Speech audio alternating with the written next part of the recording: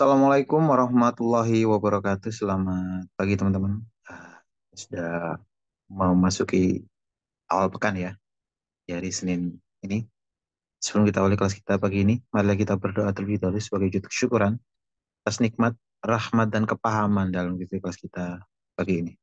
Berdoa silakan. A'udzubillahi minasyaitonirrajim. Bismillahirrahmanirrahim. Rabbi zidna ilma warzuqna fahma birahmatika ya arhamar rahim. Amin. Bang Aswar,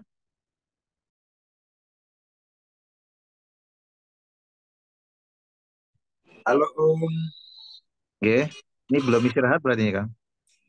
tadi subuh sampai.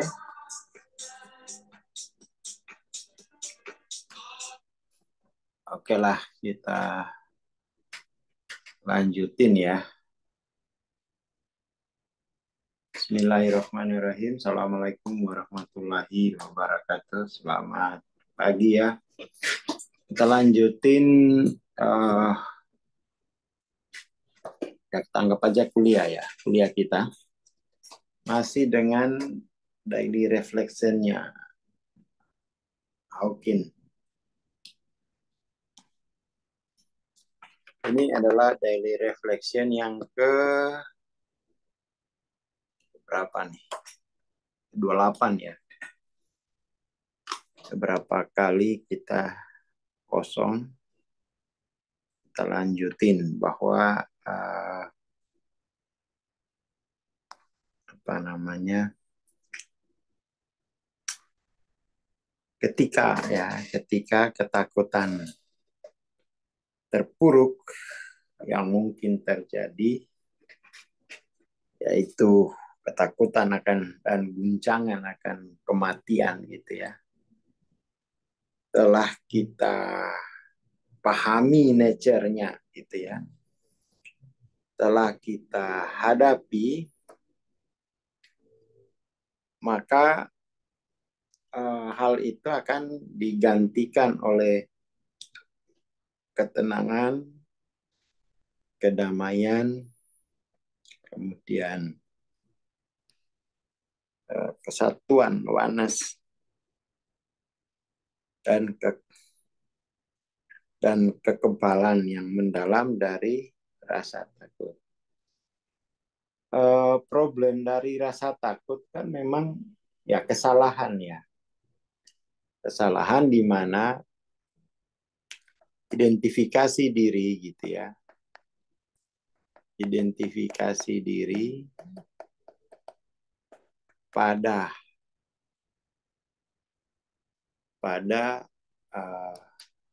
peran dunia gitu. Identifikasi diri pada peran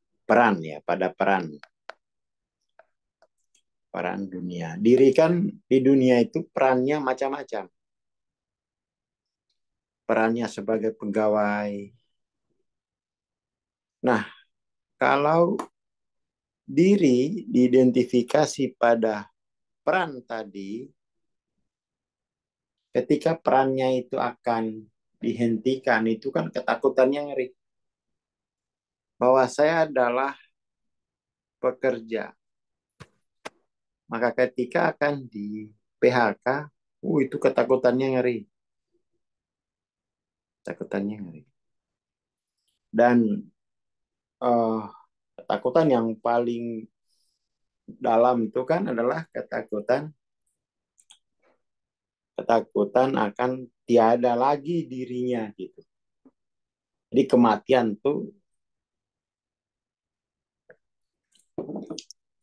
dipahami sebagai ketiadaan diri, bukan peran telah selesai gitu kan. Harusnya kan orang mati itu meninggal dunia, ya peran di dunia sudah selesai.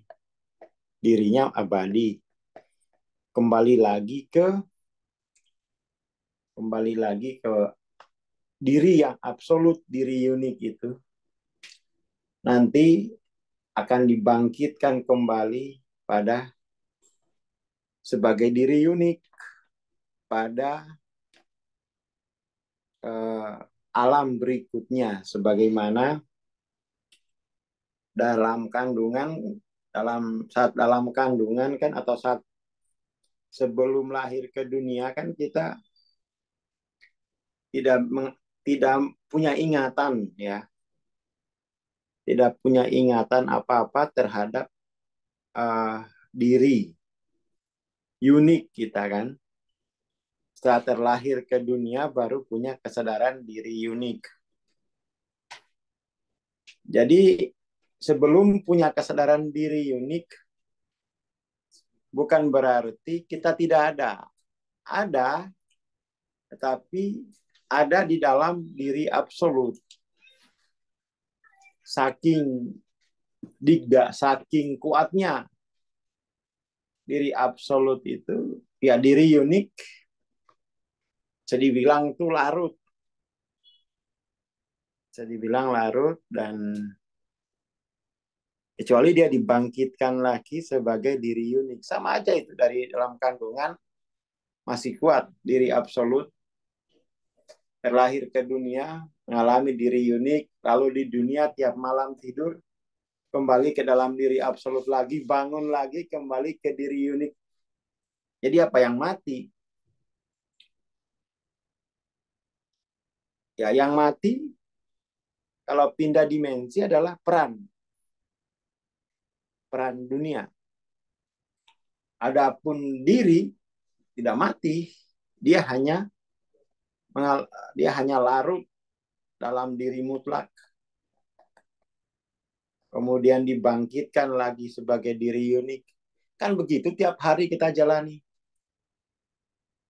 Kan kita menjalani tidur tuh kembalinya diri unik kepada diri mutlak, sehingga nggak ingat apa-apa, nggak, karena saking kuatnya diri mutlak itu.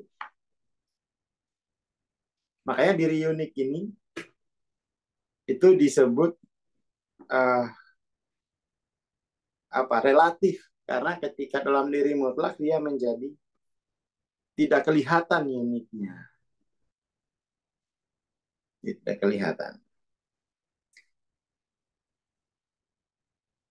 seperti itu.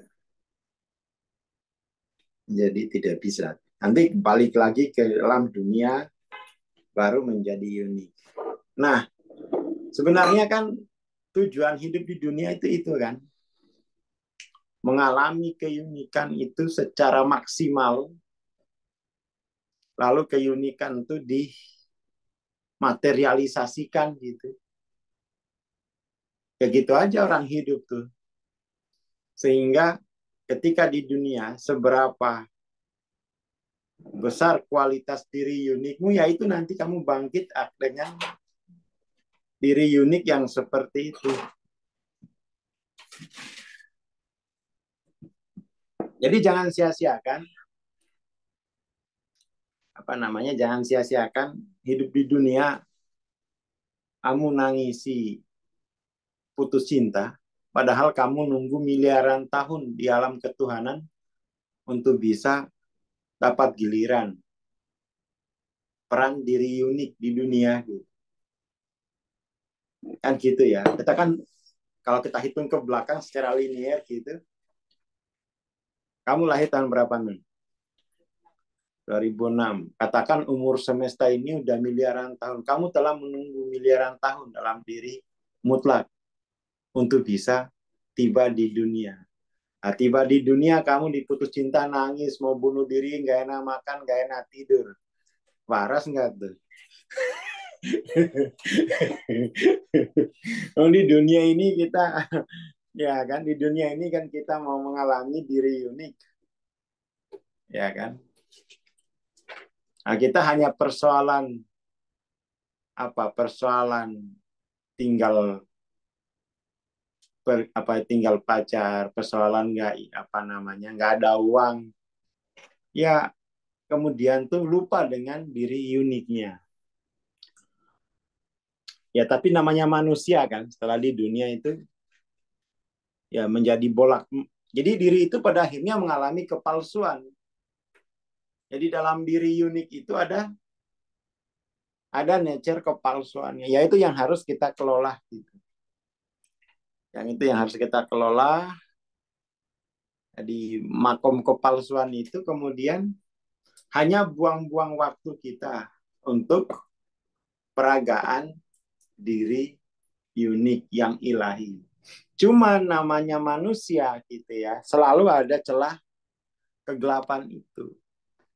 Selalu begini, tinggal dominan apa enggak gitu ya. Setiap hari itu kita berjibaku ya menjadi palsu atau menjadi unik. Kalau kita tidak murni ya udah palsu, dan itu kita rasakan sebagai penderitaan gitu. Dan itu bukan kesalahan kan, bukan buruk, yaitu nature nature diri kita ya, unik palsunya atau unik ilahiannya gitu. Kalau nggak unik ilahiyah ya unik palsu. Biasa aja. Tetapi memang yang harus diperkuat adalah ya diri unik yang ilahiyah gitu. Diri unik yang ilahiyah. Seperti itu.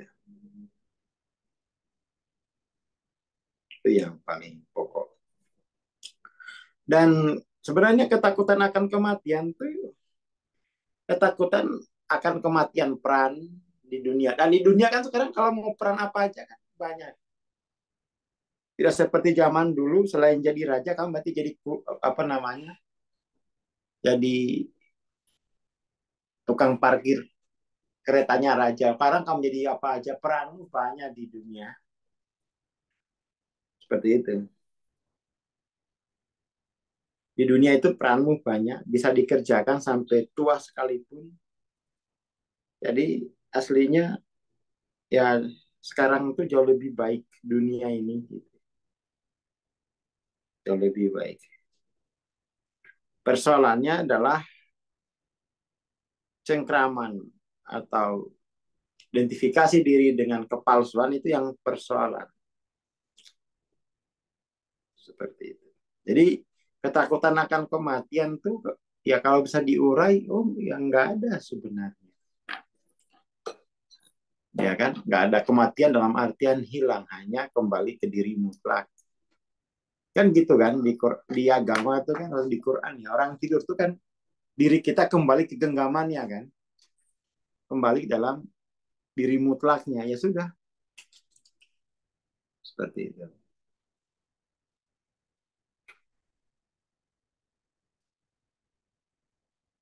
Ya kepalsuan itu diri unik tapi unik pada pada peran. Jadi pada yang palsu bukan yang sejati gitu. Ya saya kira itu ya, saya kira itu, dan memang ciri ciri kita sedang apa namanya sedang terserang kepalsuan itu menjadi tidak peace secara pikiran, menjadi tidak utuh, menjadi tidak utuh, menjadi tidak hening. Tapi itu bukan sesuatu yang harus dihindari. Pencerahan itu kan bukan bukan tidak adanya kegelapan kan, tetapi selalu bisa melampaui kegelapan kan gitu. Yang dikira pencerahan itu orang tidak lagi mengalami kegelapan. Oh malah lebih sensitif. Tetapi dia selalu bisa melampaui kegelapan itu gitu.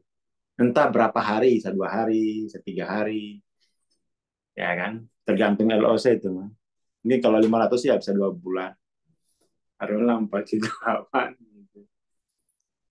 Tapi dia bisa membebaskan dirinya dari kegelapan yang menguasainya gitu. Nah itu pencerahan bukan berarti tidak dikopio gitu. Seperti itu. Oke, terima kasih. Assalamualaikum warahmatullahi wabarakatuh. Waalaikumsalam warahmatullahi wabarakatuh. Terima kasih Bang Aswar, terima kasih teman-teman. Iya, mengingatkan ya, insya Allah Jumat besok ada jadwal mentoring TLOC ya. Jadi teman-teman yang mau berpartisipasi silakan mempersiapkan diri. Dan insya Allah nanti malam kita akan lanjut praktek tapping untuk orang tua, anak, dan remaja ya. Dan lagi, untuk teman-teman wilayah Surabaya dan sekitarnya, nanti malam kita ada kelas Rabuan ya. Jadi teman-teman silakan meluncur nanti malam di Karangrejo insya Allah. Terima kasih. Assalamualaikum warahmatullahi wabarakatuh. Selamat pagi dan selamat beraktivitas.